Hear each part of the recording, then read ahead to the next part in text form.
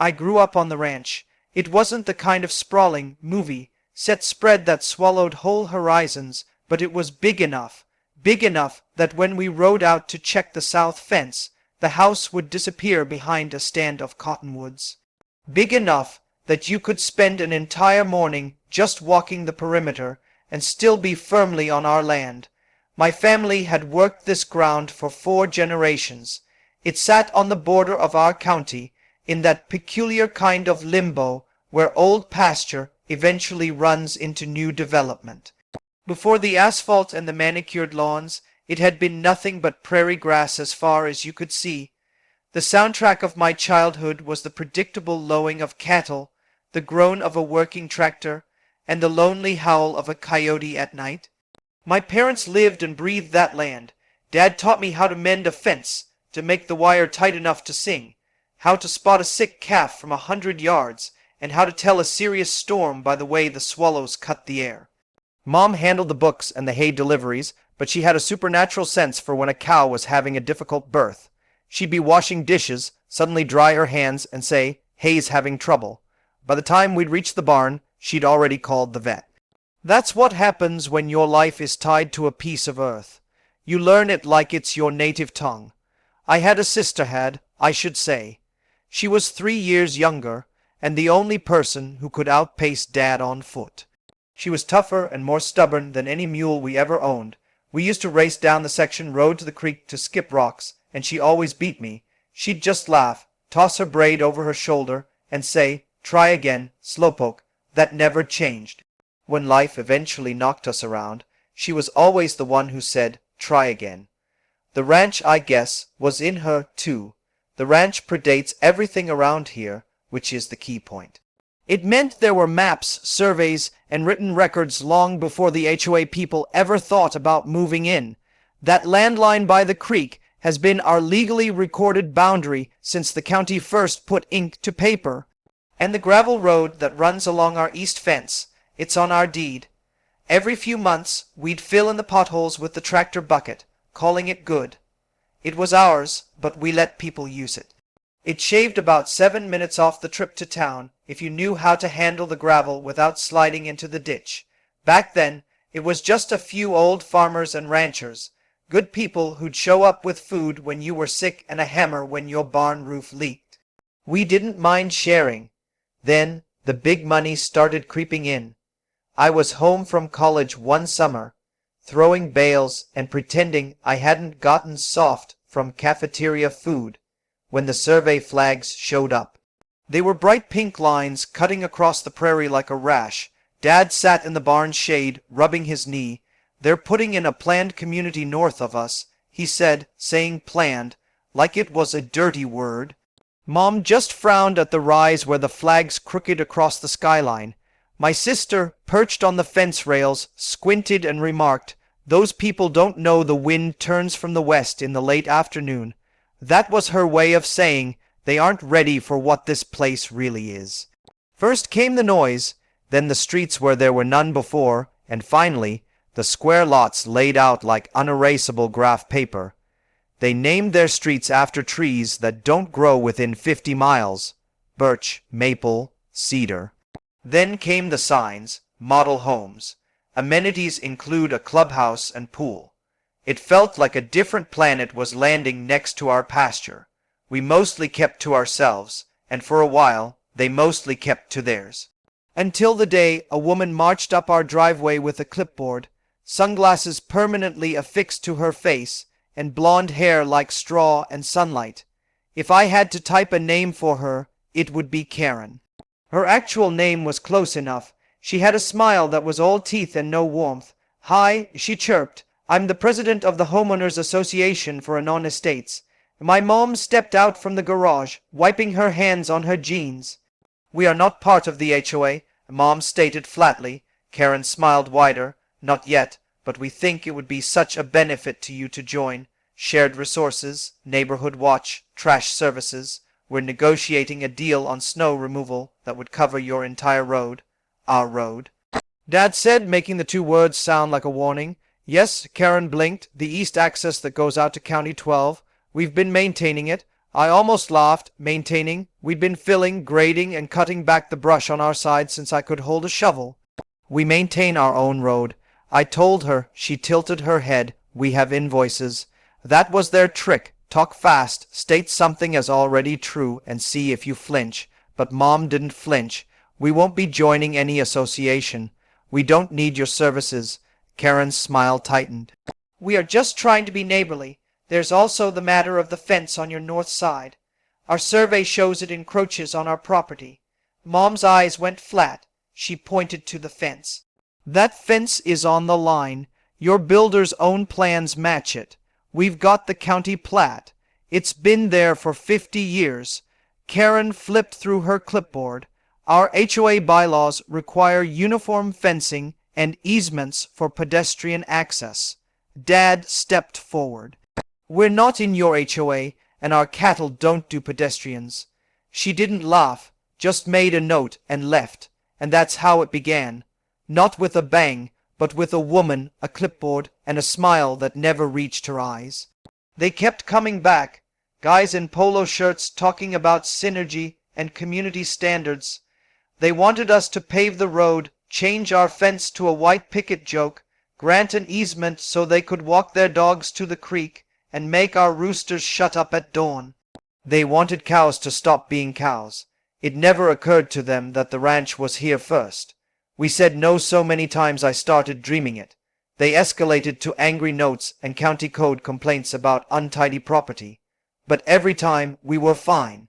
The county guy, an old-timer, would come out, look around, shake Dad's hand, and say, "It's a ranch."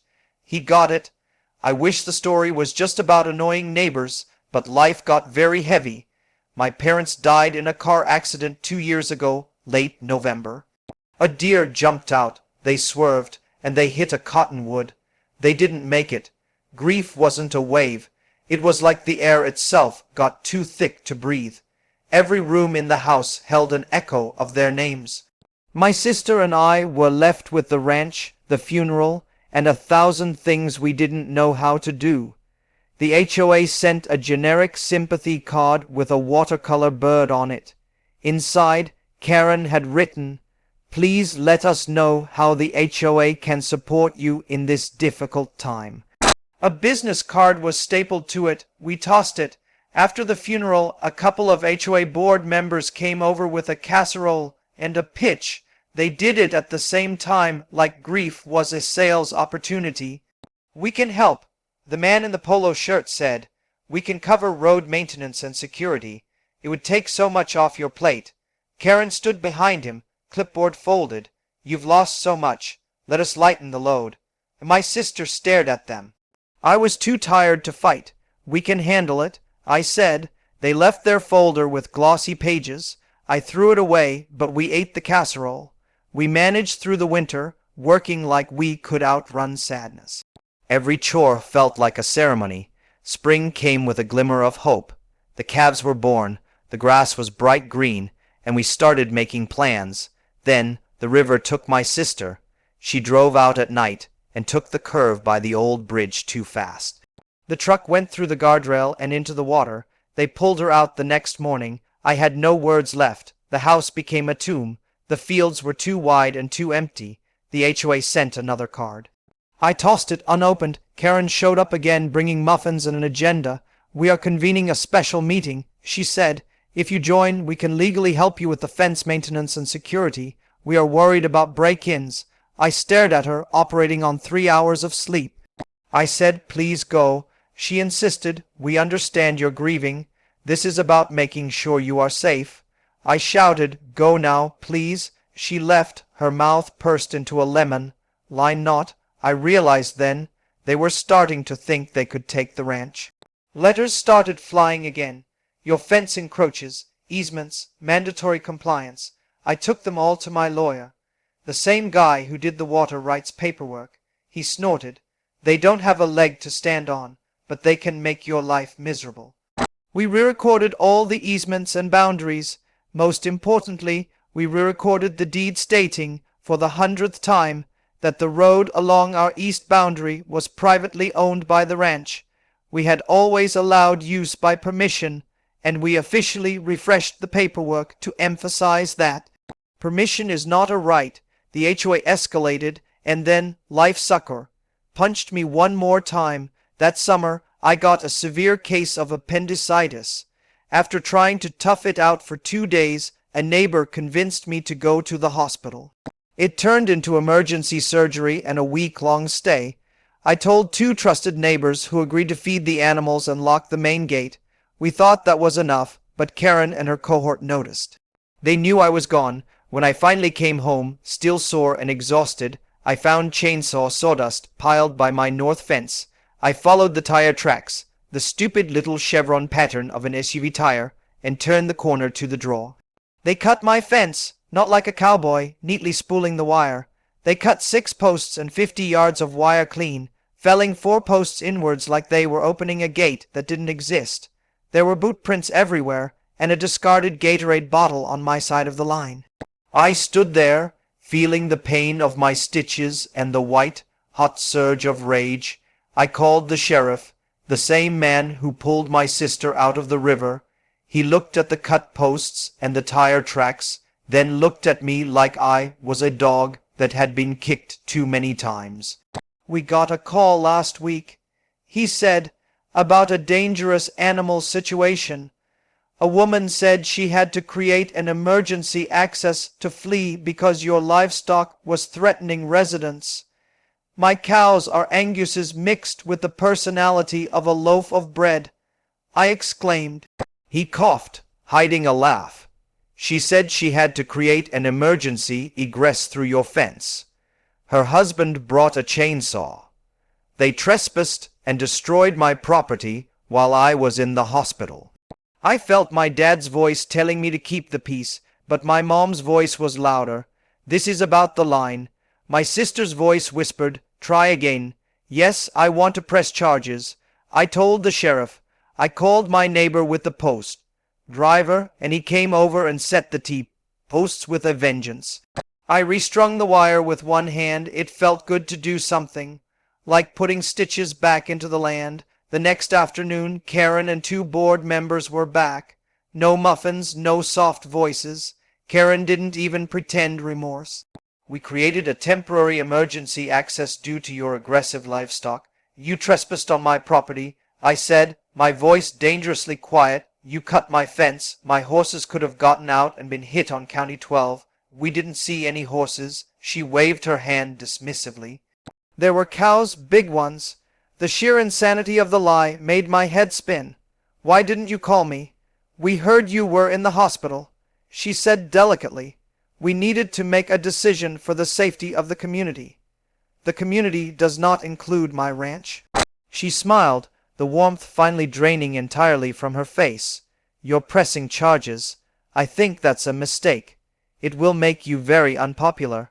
I'm already not popular with you, I said, and if you bring a chainsaw onto my property again, I will sue you personally. Her tone shifted then, like a storm front rolling in. You people are so ungrateful. We've been maintaining your road for years out of courtesy, and you cannot even cut us a little slack for a safety issue. It was the phrase maintaining your road that snapped me. I didn't shout, but the quiet rage in my voice had weight. You think you've been maintaining my road? That road is mine. We have let you use it because we thought neighbor meant something. That ends now. I didn't know I was going to do it until the words were out, but I felt a switch flip inside me. As of right now, the HOA and all its members are prohibited from using my road. I'm putting up signs. I'm putting up a gate. I'm notifying the sheriff. This is private property. Use a county road like everyone else. She actually laughed. You cannot do that. I can, I said, and I just did. I didn't waste a second. I called my lawyer, confirmed the records, and bought 10 giant private road, no through traffic signs, and several no trespassing. Violators will be prosecuted signs. I rented a post pounder from my real neighbor and set the signs along the length of the road like tombstones. I ordered a heavy duty ranch gate, wide enough for my hay deliveries, and mounted it at the mouth where our private road met County 12. It had a heavy chain and a padlock. I made keys for the old, decent neighbors, the farmer to the south, the hunter, the retired teacher who brought pies, but the HOA was left off the list entirely. I put up a smaller sign on the gate that spelled it out in black and white. Access by permission only. HOA members prohibited. Below that, it explicitly stated, permission is withdrawn from the HOA and its members, officers, and agents due to a pattern of trespass, property damage, and attempted adverse claims. I see, said the sheriff, the county attorney, and my lawyer on the official letter, taped a copy to the gate, and mailed a certified copy to the HOA office. The first day was gratifying. Car after SUV after minivan would pull up to my new gate, idle in confusion, and then have to execute a clumsy 12-point turn in the dirt, throwing clods of grass as they roared back toward the county road. That 7-minute shortcut was gone. Around noon, Karen showed up with a convoy, 3 SUV, a man with a phone, their lawyer, and another board member who filmed me on her iPad. Karen gestured at the gate like it was a crime scene. What is this? A gate, I said on my road. She put her hand on her hip. You are obstructing an established easement. Show me the recorded easement. I challenged. Her lawyer mumbled something about a prescriptive right. No, you don't. I cut him off. We have allowed you to use it by permission, recorded multiple times. We have maintained it. We have put up with your traffic out of neighborliness. That ends now. We will sue, Karen spat. Do it, I said, but meanwhile, don't use my road. I had lost too much to be scared of a woman with a clipboard. She said, you're making enemies. I said, I've got enough. They left, spitting rocks. But they weren't done. 2 mornings later, I woke up to the sound of a diesel engine idling right at the gate. A full-sized semi-truck was parked sideways across my entrance, its trailer completely blocking all access. The driver had backed into my ditch, leaving ruts like Godzilla tracks. Karen stood on the far side, a smirk on her face. We are exercising our right to protest, she announced, taking a careful step onto my property. You have blocked a major thoroughfare. We are making a point.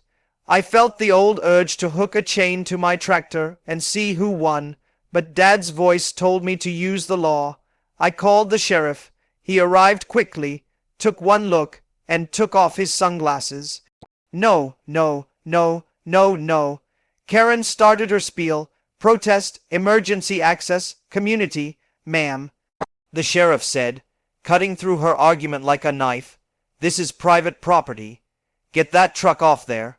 If you don't move it, I'm going to have it towed, and I will arrest the driver for trespassing. If you resist, I will arrest you. The driver, who had been grinning, immediately lost his smugness. Hey, I ain't getting arrested for your HOA, he said, and started his engine. Karen stepped in front of the wheel. He revved his engine, forcing her to move. Karen backed away, her face a mask of disbelief and fury. The truck pulled away, and the semi-driver, as he passed, offered me a thumbs up. The sheriff wrote a ticket and told Karen, I'll see you in court about the fence, ma'am, and stay off this road. She was furious, but she was defeated. I went inside, poured a cup of coffee, and sat by the window. The gate was closed, the chain was locked, and the signs were straight. The line my parents and sister had built, the line that defined the ranch, was protected. The HOA could take the long way around forever. The roads were mine.